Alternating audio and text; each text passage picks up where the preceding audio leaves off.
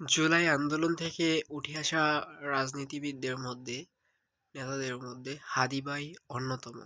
হাদী আর হাসনাত এমন মানুষ যাদেরকে জনগণ নির্বাচন করার জন্য টাকা দেয়।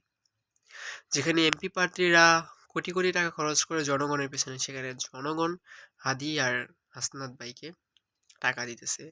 আজকে সেই হাদী ভাইরে গুলি করা হয়েছে। হাদী ভাইরে যদি গুলি করা হয়, হাদী ভাইয়ের মতো মানুষরা যদি প্রকাশ্যে গুলি করা হয়, রাজনীতি থেকে সরায় দিতে চাওয়া হয়, তাহলে আমাদের কি অবস্থাটা হবে তা কি কখনো কল্পনা করছেন? আপনারা তো কেউ নেতাও বলে না, আপনারা সবাই খেতা বলে। আমরা নিজেরাও মজা করে খেতা কই। মানে হাদী ভাইদের মতো মানুষের যদি এই অবস্থা হয়, যাদের জনপ্রিয়তা আকাশ সমান, যাদের নিরাপত্তা থাকার কথা অনেক বেশি, যারা রাষ্ট্রীয় সুবিধা পাচ্ছে, যারা জনগণের ভালোবাসার মুখে দাঁড়িয়ে রয়েছে, তাদেরকে জনগণ মন থেকে ভালোবাসে, তাদের যদি এই অবস্থা হয় তাহলে আমাদের কি হবে? এই দেশ কি আসলেই নেতাদের নিরাপত্তা দিতে পারবে না? আমি তো ঠিক বুঝে উঠতে পারতেছি না। আজকের এই ঘটনা, হাদি ভাইকে হত্যা চেষ্টার এই ঘটনার যদি সঠিক বিচার না হয়, তাহলে পরবর্তী বাংলাদেশে আমাদেরকেও হয়তো আর খুঁজে পাওয়া যাবে না। আমাদের সাথে এর থেকে ভালো কিছু আশা করা যায় না। হাদি ভাইকে যারা মারতে চেয়েছে তাদের যদি সঠিক বিচার করা না হয়, তাহলে আমাদের সাথে এর থেকেও খারাপ কিছু হবে। কারণ আমাদের তো ব্যাকগ্রাউন্ড নেই, আমাদের তো লক্ষ লক্ষ ফ্যান ফলোয়ার্স নেই যারা মিছিল করবে, মিটিং করবে। আমাদেরকে মারতে আসলে কেউ ভয় পাবে না।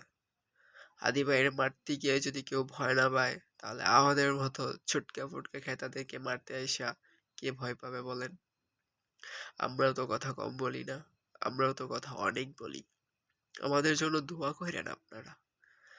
জানি না এই রাষ্ট্র আমাদেরকে নিরাপত্তা আসলে কতটা দিতে পারবে। এই রাষ্ট্রে কি আদৌ নিরাপত্তা রয়েছে আমাদের জন্য? জানি না ভাই, জানি না। এই হাদি ভাইয়ের বিষয়টার থেকে 10 মিনিট পরে বেবি বিষয়টা আমার সামনে আসছে। তখন থেকে যে হৃদয়ে একটা রক্তক্ষরণ হচ্ছে, একটা চাপা ভয় কাজ করতেছে, তা আসলে ভাই বলে বোঝাইতে পারবো না।